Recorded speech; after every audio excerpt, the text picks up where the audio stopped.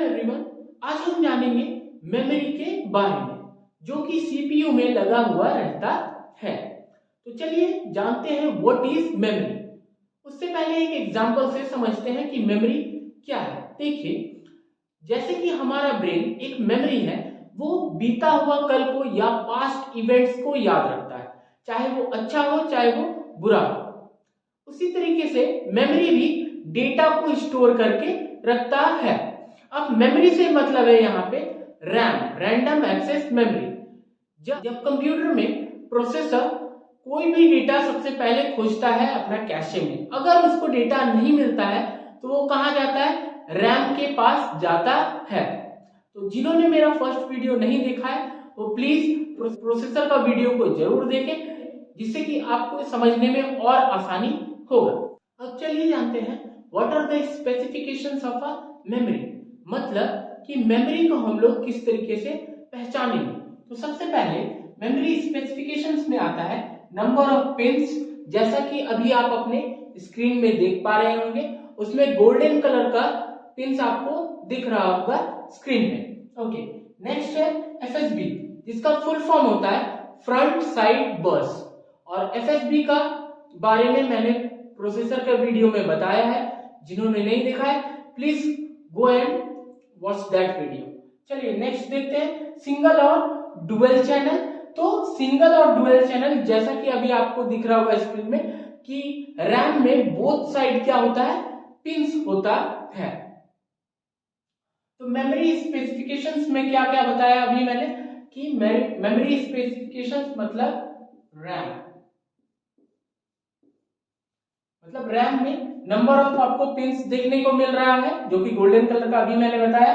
और एफएसपी मतलब front side बस, जिसका स्पीड 66133। ऐसा नहीं है कि ये 66133 ही फिक्स है, वो 11866 और उससे भी हाईएस्ट जाता है। ओके, सिंगल और डुअल चैनल। सिंगल और डुअल चैनल क्या है कि रैम में आपको बोथ साइड्स क्या है? पिंस देखने को मिल रहा है। चलिए जानते हैं कि सिंगल चैनल और डुअल चैनल का बेनिफिट्स क्या क्या होता है। सपोज आपका सिंगल चैनल में आपका 10 वे है, ऐसे समझते हैं कि सिंगल चैनल में 10 रास्ता है और डुअल चैनल में आपका 20, इसका जस्ट डबल है, 20 वेज है। ऑब्वियस सी बात है कि आपका data transfer speed dual channel में ज्यादा होगा, इसलिए हम लोग सिंगल चैनल यूज नहीं करते हैं। इनफैक्ट वो आपको अभी देखने को मिलेगा भी नहीं। और कौन सा अभी जो टेक्निक यूज किया जा रहा है वो है आपका डुअल चैनल। ठीक है, चलिए अब देखते हैं कि कुछ कैलकुलेशंस, इसमें पता चलेगा कि प्रोसेसर और रैम दोनों एक स्पीड में किस तरीके से चलेंगे। ठीक है, तो देखिए यहाँ पे प्रोसेसर दिखा रहा है 3.2 गीगाहर्ट्ज, इसका मतलब होता है 3200, बट यहाँ पे रैम दिखा रहा है आपको 1066 मेगाहर्ट्ज, जो काफी स्लो है। अगर मान लीजिए कि प्रोसेसर कोई भी डेटा को प्रोसेस करके मॉनिटर में दिखा देता है, देन क्या करना पड़ेगा? प्रोसेसर को वेट करना होगा नेक्स्ट डेटा के लिए, क्योंकि रैम स्लो है, रैम प्रोसेसर का स्पीड में नहीं चल रहा है। तो प्रोसेसर क्या करता है कि प्रोसेसर इंसिस्ट करेगा, प्रोसेसर क्या करेगा कि रैम को बोलेगा कि आप अपना स्पीड को बढ़ाइए मेरे स्पीड में आने के लिए। तो यहाँ पे 3 टाइम्स इसको स्पीड को इंक्रीज करना पड़ेगा। 6 3 18, बैलेंस 1, 6 3 18, 19 का 9, यहाँ पे 19 उतर जाएगा और 3 1 3, जो कि अप्रॉक्स लिया जाए तो 3200 आता है। इस तरीके से क्या होगा कि दोनों का स्पीड अगर सेम होगा तो डेटा ट्रांसफर एक ही स्पीड में होगा और कंप्यूटर स्लो नहीं होगा। इसको एक लाइव एग्जांपल से समझते हैं कि सपोज आप एक एग्जाम देने जा रहे हैं और वहां पे ना ही कोई बस है ना ही कोई ऑटो है, कोई भी व्हीकल्स का सुविधा वहां पे नहीं है, और आपको 500 मीटर्स जाना है विद इन 5 मिनट्स। तब आपको क्या करना पड़ेगा कि आपका ब्रेन, जो कि आपका ब्रेन क्या है? प्रोसेसर है, आपको क्या कमांड दिया कि आपको अपना स्पीड को इंक्रीज करना है। आप उस टाइम क्या करते हैं? दौड़ते हैं। क्यों दौड़ते हैं? क्योंकि आपके पास में टाइम ज्यादा नहीं है। यहाँ पे क्या है कि प्रोसेसर जो कि कंप्यूटर का ब्रेन है क्या करेगा, इसको कमांड देगा, रैम को कमांड दिया कि आप मेरे इतना स्पीड आने के लिए आपको कितना टाइम्स बढ़ना होगा अपना स्पीड को, 3 टाइम्स। अगर मान लीजिए कि यहाँ पे 4 टाइम्स का जरूरत होता तो ये कमांड इसको 4 टाइम इंक्रीज करने के लिए बोलता, जिससे क्या होता कि दोनों का स्पीड बैलेंस हो जाता और डेटा प्रोसेस होने में, डेटा का आउटपुट आने में कोई भी लेट नहीं होता। लेकिन ये भी साथ ही साथ याद रखें कि आपका कंप्यूटर का जो हार्डवेयर है उसका कैपेसिटी होना चाहिए अपना स्पीड को इंक्रीज करने का। अगर बहुत ज्यादा पुराना है देन तो वो स्लो चलेगा ही। अब चलिए जानते हैं टाइप्स ऑफ मेमोरी के बारे में। देखिए मेमोरी को 2 पार्ट में डिवाइड किया गया है, प्राइमरी और सेकेंडरी। प्राइमरी में आता है आपका रोम एंड रैम और सेकेंडरी में आपका आता है hard disk, SSD, DVD and pen drive etcetera. यहाँ पे क्या है कि प्राइमरी पार्ट वोलेटाइल होता है और सेकेंडरी पार्ट नॉन वोलेटाइल होता है। नॉन वोलेटाइल का मतलब होता है नहीं भूलता है, बहुत ही इजी वे है, ठीक है, याद रखना है। और वोलेटाइल मतलब भूल जाता है। तो रैम क्यों भूलता है और hard disk, SSD, DVD, pen drive क्यों नहीं भूलता है? देखिए पहला बात तो आपको याद रखना है कि प्राइमरी भूलेगा और सेकेंडरी नहीं भूलेगा। क्यों नहीं भूलेगा चलिए जानते हैं। देखिए प्रोसेसर जो है, प्रोसेसर कैशे में सबसे पहले डेटा को खोजता है, देन रैम में। रैम क्या है, मीडिएटर है। प्रोसेसर और हार्ड डिस्क का बीच में जो है मीडिएटर है रैम।